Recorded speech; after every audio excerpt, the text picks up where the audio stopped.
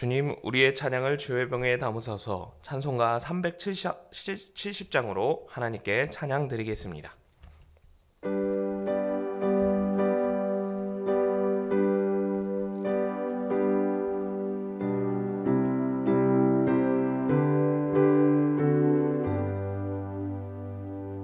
주 안에 있는 나에게 당근심이 있으랴.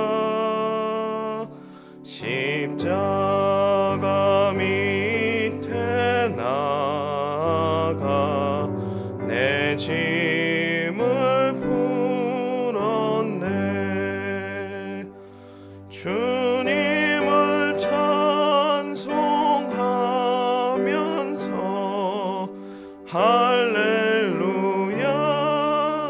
할렐루야. 내 앞길 멀고 험해도 나 주님만 따라가리. 그 두려움이 변하여 내 기도 되었고, 전날의 한숨 변하여 내 노래 되었네. 주님을 찬송하면서 할렐루야 할렐루야. 내 앞길 멀고 험해도 나 주님만 따라가리. 내 주는 자비하셔서 늘 함께 계시고, 내 궁핍함을 아시고 늘 채워주시네. 주님을 찬송하면서 할렐루야 할렐루야. 내 앞길 멀고 험해도 나 주님만 따라가리. 내 주와 맺은 언약은 영불변하시니,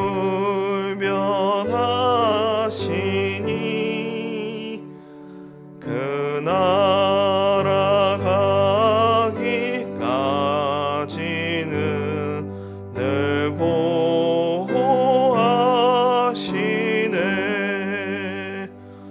주님을 찬송하면서 할렐루야 할렐루야.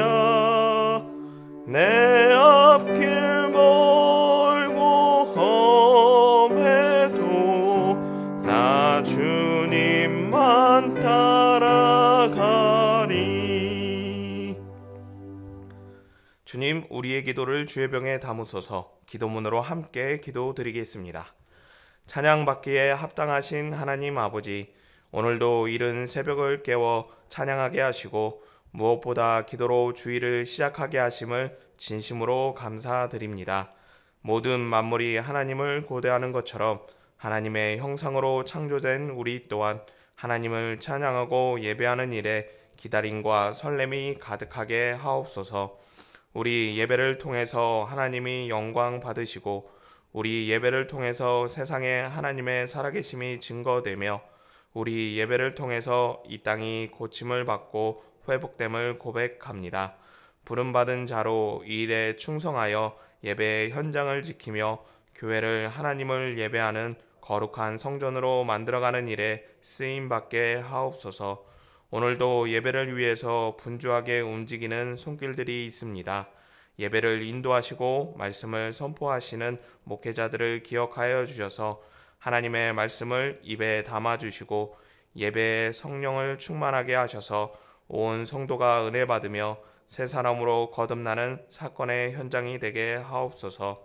예배 위원으로 또 이름도 없이 빛도 없이 섬기는 이들을 기억하여 주시고 성령 충만을 허락하셔서 맡겨진 일에 어려움 없도록 잘 감당함으로 하늘나라 상급과 이 땅의 복을 확신하게 하옵소서. 하나님께 온라인 예배로 참여하는 모든 성도들을 기억하여 주셔서 동일한 은혜 내려주시고 한 마음으로 예배에 참여함을 느끼게 하옵소서. 사순절 셋째 주일을 통해서 예수님의 십자가를 다시금 기억하게 하옵소서. 예수님의 십자가 죽음이 허무한 죽음이 아닌 의로운 죽음으로 우리에게 죄의 결박을 벗게 하는 큰 은혜의 사건임을 고백합니다. 시대가 변하고 생각이 변한다 할지라도 이 믿음만은 변치 않게 하옵소서. 오히려 시간이 지날수록 이 믿음에 동조하는 자들이 많아지게 하셔서 다시 오시는 그때에 창조된 모든 인생이 예수님의 부름을 받아 천국으로 입성하게 하옵소서. 오늘도 예수 그리스도의 구원의 은혜를 위해 기도하는 가족과 형제와 이웃들이 있습니다. 새 마음과 새 영을 불어주셔서 예수님의 나의 구원자이심을 깨닫게 하시고 죄인임을 자백하고 돌아섬으로 구원의 반열에 오르게 하옵소서. 우리 입에 간증이 당기며 그때에 구원받은 이들의 입에 찬송이 터져 이 땅에서 천국을 경험하게 하옵소서. 내일부터 새학년이 시작됩니다. 취업과 대입 그리고 상급학교로 진학을 앞둔 자녀들을 기억하여 주셔서 1년 동안 잘 준비하여 원하는 곳으로 모두 합격하게 하옵소서. 공부하는 동안 나를 향한 하나님의 계획을 발견하게 하시고 삶에 대한 계획을 수립하여 우리 자녀들이 준비된 사람으로 하나님께 크게 쓰임받게 하옵소서. 선교 현장에서 어려운 여건 속에서 사역하시는 선교사님들을 기억하여 주시고 사람으로 인해 실망하지 않도록 하나님께서 공급하여 주시고 섭리하여 주시옵소서. 모세에게 능력의 지팡이를 주셨던 것처럼 선교사님들에게도 권능을 허락하여 주셔서 언어와 문화와 인종의 장벽을 이겨내므로 복음이 흥왕하게 하옵소서. 농촌교회와 개척교회를 위해 늘 기도와 도움을 보내게 하시고 여기서 기도할 때 거기서 역사하여 주시옵소서. 여러 사정으로 어려움 당한 교회들을 기억하여 주셔서 분쟁보다는 화합을 선택하게 하시고 한국 교회가 잃어버린 신뢰를 다시금 회복하기 위해 노력하게 하옵소서. 북한 땅에서 믿음을 지키는 그리스도인들의 부르짐을 생각하시어 구원의 역사를 시작하옵소서. 나라와 민족을 위해 끝까지 기도하게 하시고 대통령과 지도자들이 먼저 본을 보이며 낮은 곳으로 국민들을 위한 일로 주어진 고난을 사용하게 하옵소서. 하나님을 사랑하는 자 곧 그의 뜻대로 부르심을 입은 자들에게는 모든 것이 합력하여 선을 이루어 주실 줄 믿습니다. 하나님이여 우리에게 은혜를 베풀어 주시옵소서. 예수님의 이름으로 기도합니다. 아멘. 오늘 주시는 말씀은 시편 9편 4절에서 6절까지 말씀 함께 읽겠습니다. 주께서 나의 의와 송사를 변호하셨으며 보좌에 앉으사 이롭게 심판하셨나이다. 이방 나라들을 책망하시고 악인을 멸하시며 그들의 이름을 영원히 지우셨나이다. 원수가 끊어져 영원히 멸망하였사오니 주께서 무너뜨린 성읍들을 기억할 수 없나이다. 아멘. 오늘 살펴보게 된 시편 9편은 본래 시편 10편과 하나였다가 후에 둘로 나누어졌다고 그렇게 여겨집니다. 이렇게 말할 수 있는 근거가 세 가지가 있는데요. 첫 번째, 히브리어 성경을 번역한 70인역 성경과 불가타 성경에는 시편 9편과 10편을 하나로 그렇게 기록하고 있습니다. 그리고 또 한 가지 근거는 시편 9편을 보시면 표제어라고 해서 시편 9편의 제목이라고 할 수 있는 것이 기록되어 있습니다. 하지만 시편 10편에는 이 표제어 제목이 기록되어 있지 않습니다. 왜 시편 9편에는 있고 시편에는 없느냐? 둘이 본래 하나였다가 나중에 나누어져서 제목이 없다라고 그렇게 보는 것입니다. 그리고 세 번째 이유는 히브리어라는 것으로 구약 성경이 기록되어 있는데 이 히브리어는 알파벳 22개로 이루어진 그런 언어입니다. 그런데 이 알파벳 22개가 시편 9편을 시작으로 순서대로 이렇게 시편 10편까지 일렬로 이렇게 기록이 되어 있습니다. 이것을 어려운 말로 닭관체 형식이라고 그렇게 이름하는데 예를 들어 말씀드리면 이런 것입니다. 제가 신대원에 입학하기 위해서 성경을 나름대로 준비하였습니다. 사사기에 등장하는 12명의 사사 이름을 외울 때 온니엘, 에웃, 삼갈, 드보라, 기드온 이렇게 이름을 외워서 준비하지 않았습니다. 앞글자만 따서 12명의 사사의 앞글자 이름만 따서 오대, 삼드기야, 도라도라, 입입, 엘른, 압사시켜 하며 이렇게 12명의 사사 이름을 외웠습니다. 첫 글자를 따서 외우면 많은 양도 사사기만 외우는 게 아니라 요한계시록까지 외워야 되니까 그런 많은 양도 쉽게 외울 수 있기 때문에 첫 글자만 따서 그렇게 암송하곤 하였습니다. 마찬가지로 시편 9편과 10편을 다 외워야 한다면 어려운 일에 해당할 것입니다. 그런데 히브리어 알파벳 22개의 첫 글자를 따서 이렇게 내용을 외우게 된다면 많은 양도 쉽게 암송할 수 있을 것입니다. 교육적인 목적으로 하나님 말씀을 외우는 일에, 아는 일에 조금 더 도움을 주기 위해서 이런 닭관체 형식이 사용되었다고 합니다. 시편 150편에는 이런 시편이 총 8개가 있다고 합니다. 그 중에서 가장 유명한 시편이 시편 119편입니다. 시편에서 가장 긴 시편이 119편인데 무려 176절까지 그렇게 말씀이 기록되어 있습니다. 이것을 다 외워야 한다면 시작하려는 마음보다 나에게 이렇게 하나님 말씀이 많다라는 기쁨보다는 이걸 언제 다 외우지, 이거를 할 수 있을까 하는 어떤 포기하는 마음이 더 빠르게 다가옵니다. 그런데 히브리어인 유대인인 경우에 알파벳 순서에 따라 외우게 된다면 많은 양이지만 훨씬 더 그런 부담감이 줄어들게 될 것입니다. 하나님의 말씀을 아는 것은 창세기부터 요한계시록까지 다 알고 있는 것은 어려운 일에 해당합니다. 하지만 그렇다고 해서 말씀을 아는 일을 쉽게 포기할 수 없는 것입니다. 닭관체 형식의 시편처럼 지혜를 구해서 하나님 말씀을 아는 일에 힘을 쓴다면 하나님 말씀을 가까이 다가가는 일이 더욱더 즐거워지며 더욱더 힘을 얻을 수 있을 것입니다. 그러면 시편 9편은 무엇을 알려주기 위해서, 무엇을 가르치기 위해서 이렇게 닭관체 형식이라는 것을 사용했을까요? 오늘 본문 4절에 말씀하고 있는데 본문 4절 말씀을 함께 읽겠습니다. 주께서 나의 의와 송소를 변호하셨으며 보좌에 앉으사 의롭게 심판하셨나이다. 하나님께서 나의 의와 송사를 변호해 주신다는 것을 알려주기 위해서입니다. 시편 1편부터 7편까지 살펴보았던 내용을 기억해 보시면 의인과 악인의 대립이었습니다.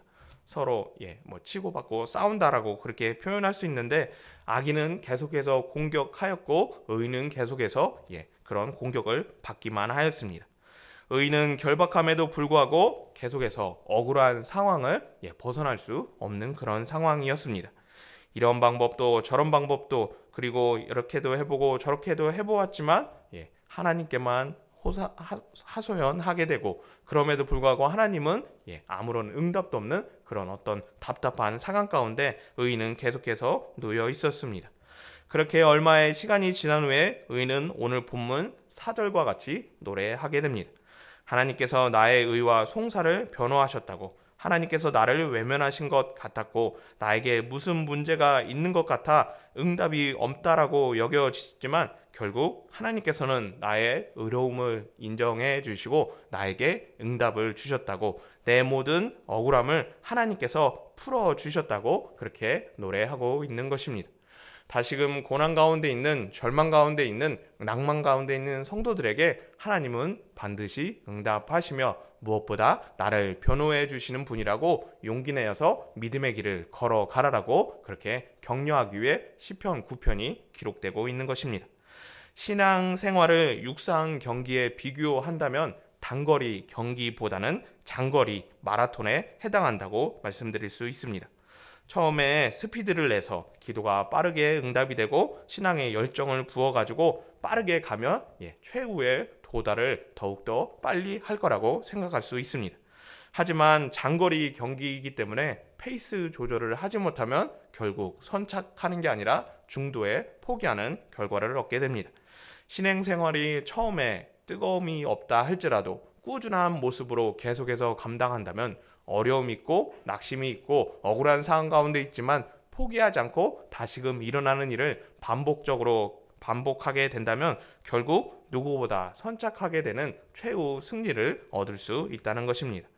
신앙 여정 중에 지칠 때 그리고 무기력해질 때 이 시편을 통해서 다시금 하나님께서 너를 반드시 변호해 주시니 포기하지 말라고 다시금 힘을 얻어 달려가라 격려하기 위해 이 시편 9편이 기록된 것입니다. 하나님의 말씀으로 하나님은 성도님들을 변호해 주십니다. 아직 응답이 없는 것 같고 이 응답이 없음으로 인해 낙심하는 상황 가운데 있지만 절대로 포기하거나 좌절하지 않으셨으면 합니다. 하나님께서는 반드시 성도님들을 변호해 주시며 성도님들에게 위로와 격려의 말씀을 들려주실 것이기 때문입니다. 하나님의 말씀을 날마다 묵상함으로 이 신앙의 여정을 잘 감당하는 성도님 되었으면 합니다. 오늘 본문 6절 말씀을 함께 읽겠습니다. 원수가 끊어져 영원히 멸망하였사오니 주께서 무너뜨린 성읍들을 기억할 수 없나이다. 의인은 계속해서 노래합니다. 원수가 끊어져 영원히 멸망하였다고, 그리고 주께서 무너뜨린 성읍들은 기억할 수 없게 되었다라고 그렇게 말씀하고 있습니다. 얼마 전 신방을 통해서 한 성도님의 간증을 들었습니다. 유년 시절 자신이 신앙생활할 때 꼭 교회 앞을 지나가게 되면 괴롭히는 사람이 있었다라고, 그래서 교회 가는 일이 힘들었다고 그렇게 말씀해 주셨습니다. 그래서 다른 길로 가면 되지 않냐고, 그 사람이 있을 때 피해 가면 되지 않냐고 그렇게 말씀을 드렸습니다. 자신도 그래서 괴롭히는 것이 너무 힘들어서 피해 가고 다른 데 가고 그렇게 했다고 합니다. 하지만 어떻게 알았는지 꼭 자기가 교회를 가려가면 그 건달들이, 자신을 괴롭히는 사람들이 꼭 나타났다고 그렇게 말씀을 하셨습니다. 이 이야기를 들을 때 저는 깊이 공감하였습니다. 교회 갈 때 꼭 방해가 있다, 어려움이 있다는 것에 공감했다는 것이 아니라 우리를 방해하는 세력이 꼭 있다는 것에 공감하였습니다. 그래서 방해에 대해서 정면으로 도전하는 분이 계시는가 하면 또는 피해가는 분이 계시기도 합니다. 정면 도전하는 경우에는 득을 얻는 것보다 손해를 보는 경우가 많이 있습니다. 왜 그런가 하면 어쨌든 맞춰서 이렇게 부딪히게 보면 감정적으로 상하는 일도 있게 되고, 다툼하면 내가 어떤 점에서 마음적으로 힘든 부분이 있기 때문에 정면 도전을 하는 것보다는 피해가는 것이 훨씬 더 유익한 일입니다. 용기가 없고 힘이 없어서 피해가는 것이 아니라 불편하지 않으려고 그렇게 피해가는 것입니다. 그런데 그렇게 악에 대해서 멀리하고 피해간다 할지라도 그 악은 우리를 포기하지 않고 결국 끝까지 추격하게 됩니다. 그런데 오늘 6절 말씀은 이렇게 말씀하고 있습니다. 원수가 끊어지고 영원히 멸망하여 다시금 기억할 수 없게 된다라고. 반드시 쫓아오는 것 같고 포기하지 않는 것 같지만 하나님께서 나를 변호해 주시면 영원히 따라오지 못하게 된다고, 악이 종결되게 된다라고 그렇게 말씀하고 있는 것입니다. 하나님께서 나를 변호해 주실 때 하나님께서 우리에게 기쁜 평안을 허락하여 주십니다. 하나님께 변호를 맡길 때 그 일에 신속 정확하고 무엇보다 최고의 결과를 얻을 수 있게 된다고 시편 9편은 우리에게 말씀해 주시고 있는 것입니다. 고민하지 마시고 하나님께 시간을 두고 내 모든 변호를 맡기는 성도님 되셨으면 합니다. 그래서 어느 누구에게도 누릴 수 없는 큰 기쁨과 평안을 얻고 영원토록 자자손손이 형통한 삶을 살아가는 모든 성도님 되기를 예수님의 이름으로 축복합니다. 사랑과 은혜가 많으신 하나님 아버지, 거룩한 주일 새벽을 깨워 기도하게 하시고 무엇보다 시편 9편 말씀을 통해 우리 신앙의 여정을 포기하지 않을 수 있도록 하나님께 나의 모든 송사를 의탁할 수 있는 믿음 주심에 감사드리옵니다. 친히 하나님께서 우리의 삶을 변호하여 주셔서 늘 승리하는 삶 될 수 있도록 하나님으로 인해 평안한 삶을 살아갈 수 있도록 복을 허락하여 주시옵소서. 예수님의 이름으로 기도드리옵나이다. 아멘. 주님이 가르쳐 주신 기도입니다. 하늘에 계신 우리 아버지, 아버지의 이름을 거룩하게 하시며 아버지의 나라가 오게 하시며 아버지의 뜻이 하늘에서와 같이 땅에서도 이루어지게 하소서. 오늘 우리에게 일용할 양식을 주시고 우리가 우리에게 잘못한 사람을 용서하여 준 것 같이 우리 죄를 용서하여 주시고 우리를 시험에 빠지지 않게 하시고 악에서 구하소서. 나라와 권능과 영광이 영원히 아버지의 것입니다. 아멘. 자유롭게 기도하시겠습니다.